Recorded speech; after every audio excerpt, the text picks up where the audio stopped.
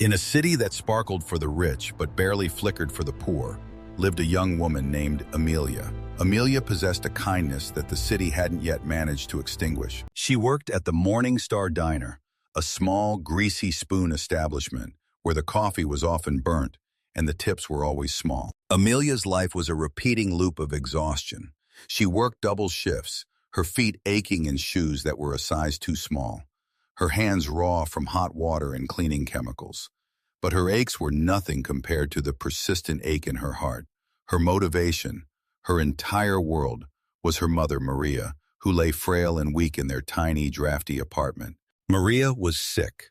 A lingering illness had stolen her strength, and the medication she needed was a mountain of bills that Amelia could never seem to summit. Every dollar she earned, every coin she collected from a sticky diner table, was counted and allocated before it even cooled in her palm. Her manager, Mr. Henderson, was a man carved from granite. He was perpetually sour, his face fixed in a scowl, his voice a gravelly bark. "You're 2 minutes late, Amelia," he would yell, his voice cutting across the diner's morning rush. "That's 2 minutes you're stealing from me. Clock in and get those tables wiped, now." Amelia would just nod, murmuring, "Yes, Mr. Henderson. Sorry, Mr. Henderson," her spirit shrinking just a little more each day. She endured the harassment, the casual cruelty, the docked pay for a broken plate, all for the small paycheck that kept her and Maria afloat. One Tuesday night, the city was assaulted by a storm of biblical proportions. Rain hammered the pavements, and the wind howled like a grieving animal.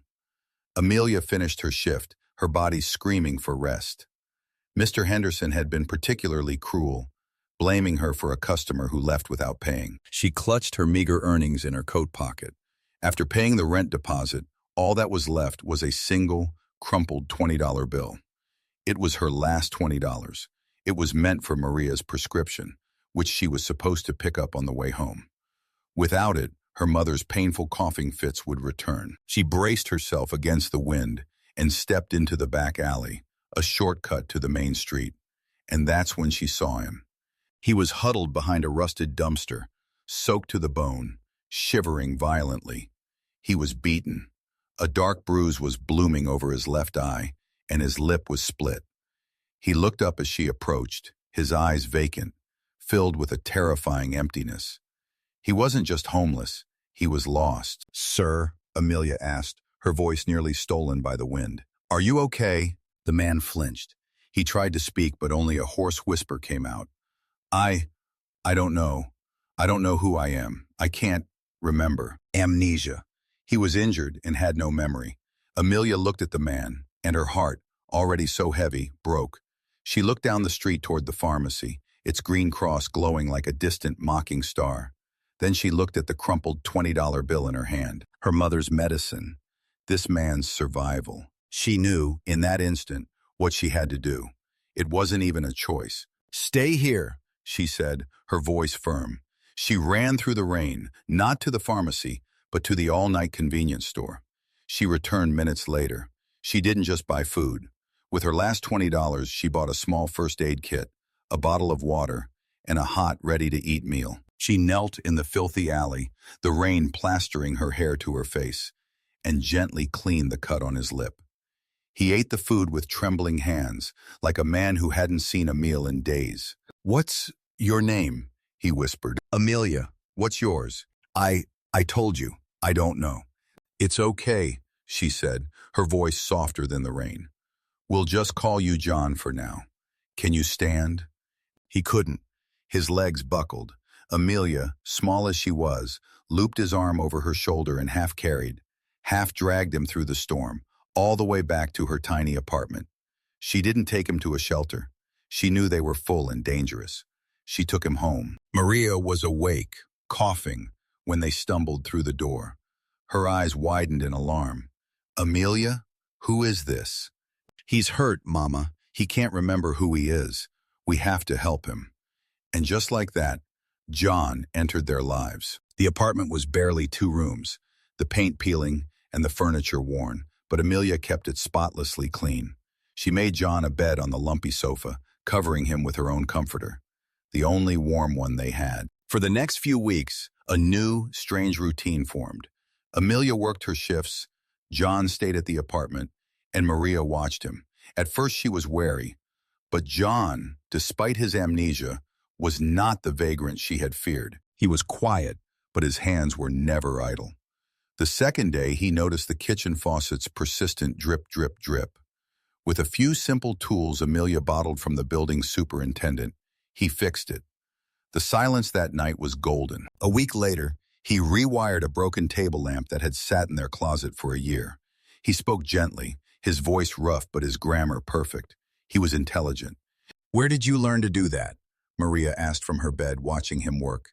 John paused, a look of frustration crossing his face. "I don't know.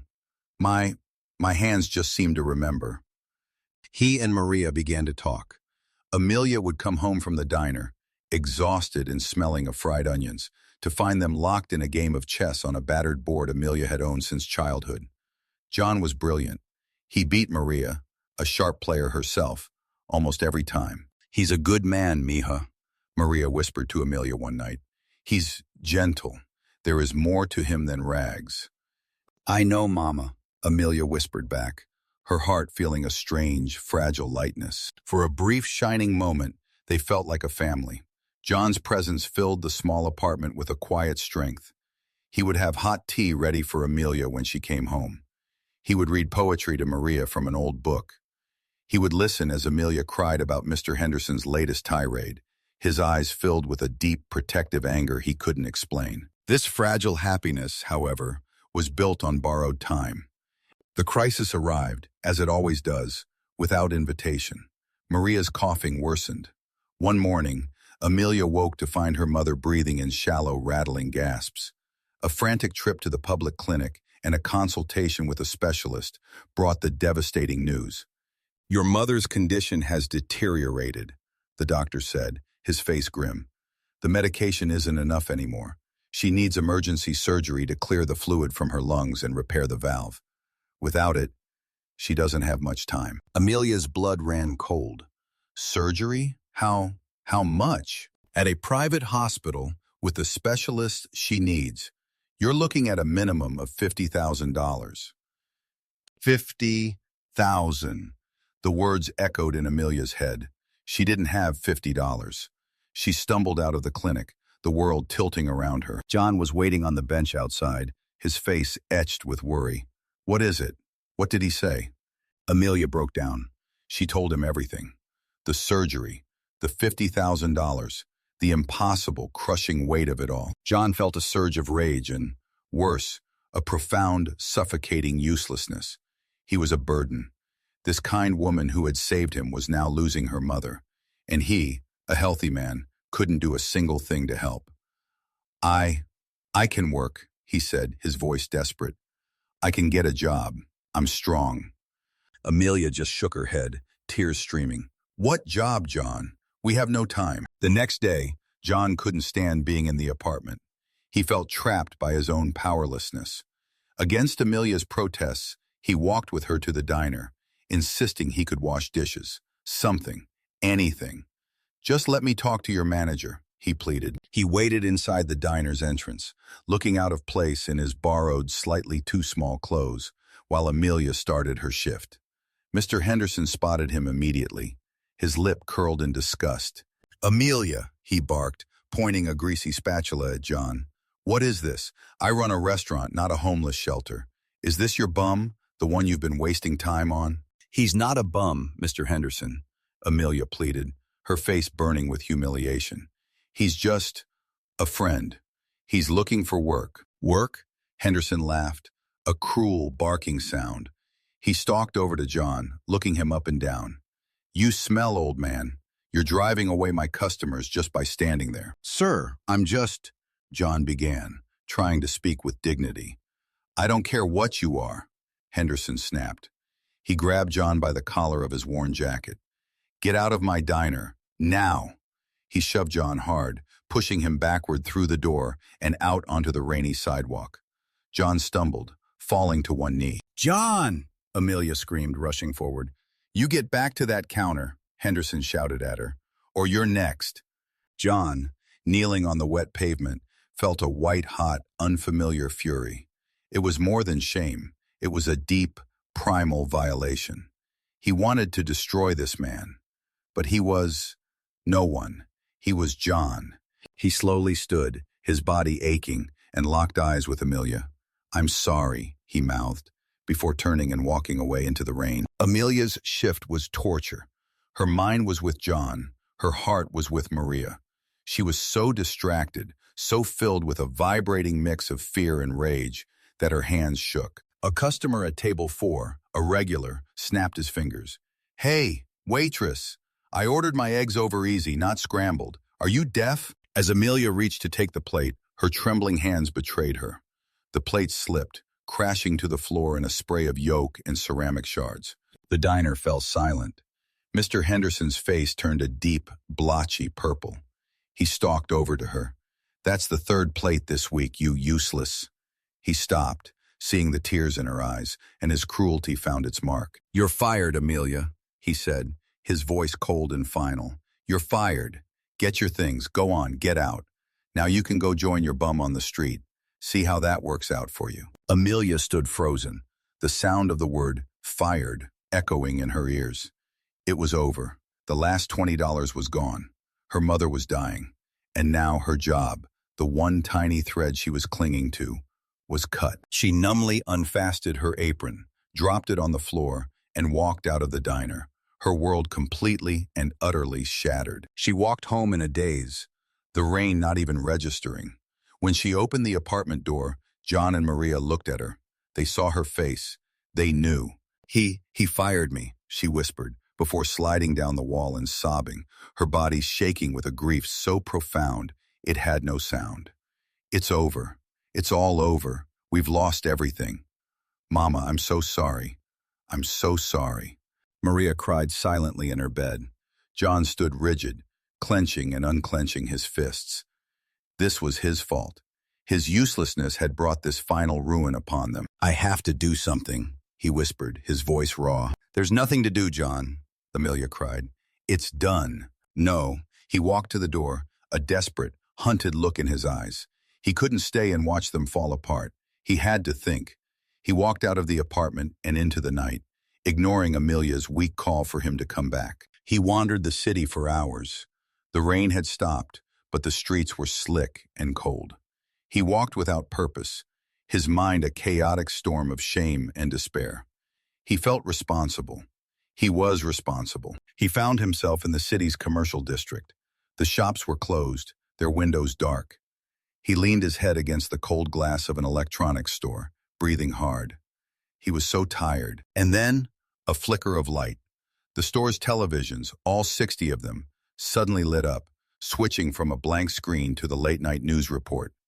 A face flashed onto every screen. A handsome, powerful face with piercing blue eyes. His face. He stared, confused. The man on the TV was wearing an expensive suit, not worn-out clothes. The chyron at the bottom of the screen read, "Arthur Vance, reclusive tech billionaire, still missing after suspected attack." A female reporter's voice came muffled through the glass. "Mr. Vance, 42, disappeared 3 weeks ago. Authorities now suspect foul play, possibly orchestrated by a business rival." Arthur Vance. The name. It was like a key turning in a rusted lock. A flood. Not a memory, but a tsunami. A parking garage. 2 men in masks. A sharp pain in his side. A blow to the head. Being thrown from a moving car. The rain. The alley. The pain. Before that, a boardroom. His office, all glass and steel, overlooking the city. His hand signing a document. His private jet. His name. "I'm Arthur," he whispered to his own reflection in the glass. "I am Arthur Vance."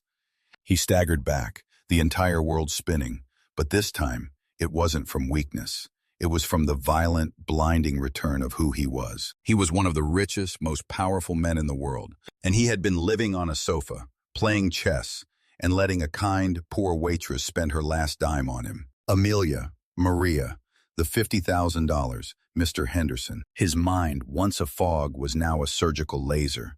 The rage he felt on the pavement, the powerlessness. It all coalesced into a singular, icy purpose. He wasn't John anymore. He spotted a payphone across the street, a relic, but it worked. He reached into his pocket, empty. He'd been living off Amelia. He saw a man walking his dog. "Sir," Arthur said. His voice was different. The John whisper was gone. It was a voice of command. "I need to make a call. It's an emergency. I need a quarter." The man, startled by his intensity, just handed him the coin. Arthur dialed a number he now remembered as clearly as his own name. It rang once. A gruff voice answered. "Yeah? Code. Cerberus," Arthur said. There was a dead silence on the other end. Then, a sharp intake of breath. Mr. Vance? Is that you?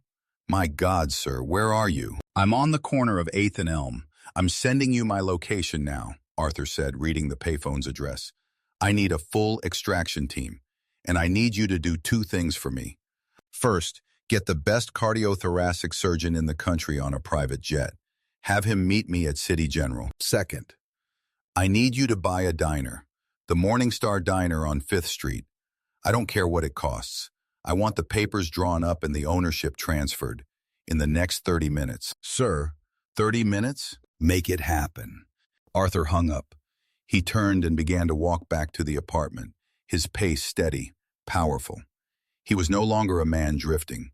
He was a king returning to his throne. When he arrived back at the apartment, the scene was one of utter despair. Amelia was on the floor, surrounded by 2 cardboard boxes, numbly folding her few clothes. Maria was weeping silently into her pillow. "Amelia," he said. His voice made her jump.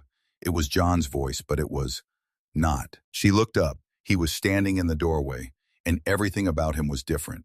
His posture, his eyes. The fog was gone. "John, you're back. I was so worried." "My name," he said, walking slowly into the room, "is Arthur. Arthur Vance." Amelia just stared, confused. What are you talking about? Are you okay?" "I remember, Amelia. I remember everything." Before she could process this, the sound of heavy vehicles filled the street outside. Flashing lights, red and blue, swept through the apartment's window. Not from police, but from a motorcade of black SUVs. Heavy, pounding footsteps echoed in the hallway. Then, a knock on their door. Not a polite knock, but a knock of absolute authority. Amelia froze. "Who is that? The police?" Arthur walked to the door and opened it. 2 men in dark suits and earpieces stood there. They saw Arthur, and their faces flooded with relief. "Mr. Vance, thank God. Are you secure, sir?" "I am now, Marcus. Is the package ready for transport?" "Yes, sir. The ambulance is waiting for Mrs. Maria, sir?" Arthur nodded. Paramedics entered the room with a gurney. "What is happening?" Amelia cried, standing up. "Who are you people?" "Mama!" "It's okay, Amelia," Arthur said, his voice softening as he turned to her. He walked to Maria's bed. "Maria," he said gently, "these men are here to take you to the hospital. The best surgeon in the country is on a plane right now, flying here to perform your surgery." "Hospital? Surgery? We can't pay," Maria whispered, terrified. "It is all paid for," Arthur said. "Everything." As the paramedics began to gently move Maria, a new figure appeared at the doorway, panting, his hair a mess. It was Mr. Henderson. He saw the flashing lights, the men in suits, and his eyes went wide with panic. He thought it was a police raid. Then he saw Arthur. "You!" he shrieked, his panic turning to rage. "You're the bum from this morning. What did you do? Did you call the cops?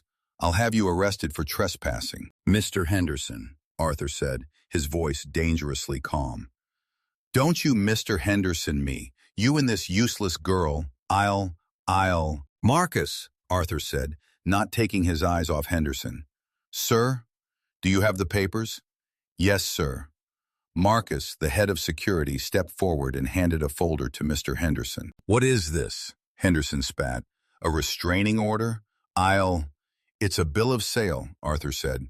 "As of," he checked his watch, 22 minutes ago, I became the sole owner of the Morning Star Diner. Your business, your building, your lease, all of it." Henderson's face went white. He opened the folder. His hands began to shake violently. "No, No, this isn't possible. You were right about one thing this morning, Mr. Henderson, Arthur continued, taking a step toward him. You said I was driving away customers. You were right. I'm a customer, and I'm disgusted. Please, Mr. Vance. It says Vance on the... Oh my God, I didn't know. You're fired, Arthur said.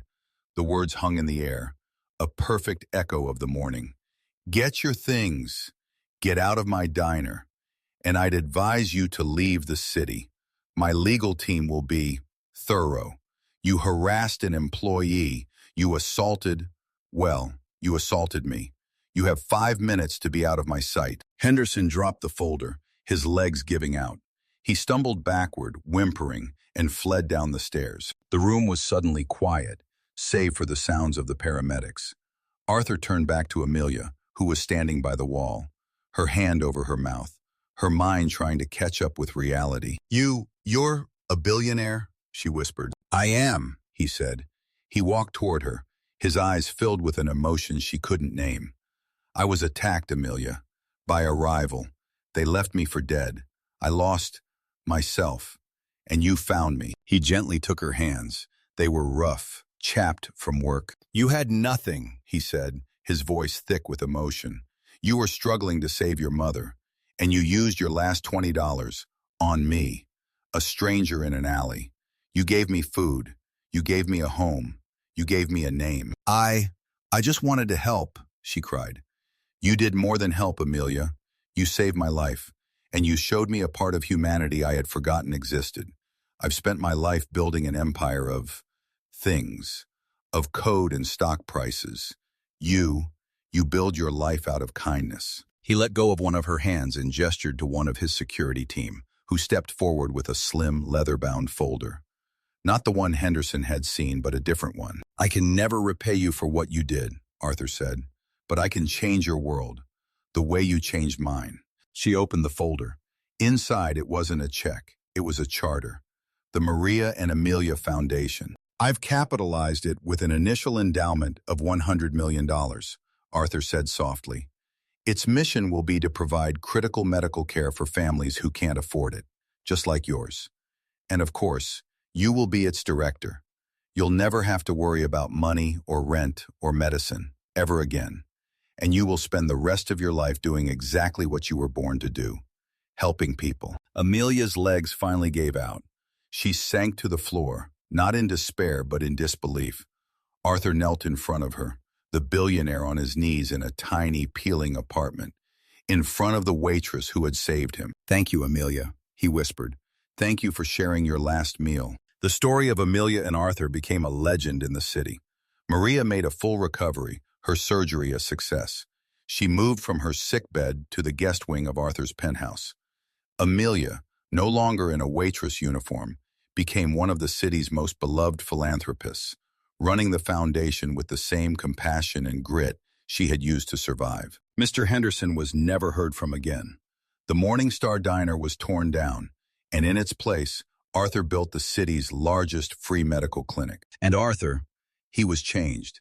He still ran his empire, but his heart, lost and found in a back alley, now belonged to the small family that had shown him that true wealth isn't in what you have, but in what you give. The moral of this story is that kindness is a currency that never loses its value. An act of compassion, no matter how small or costly, can return a fortune you never, ever expected. The hand you lift someone up with may one day be the only hand that can save you.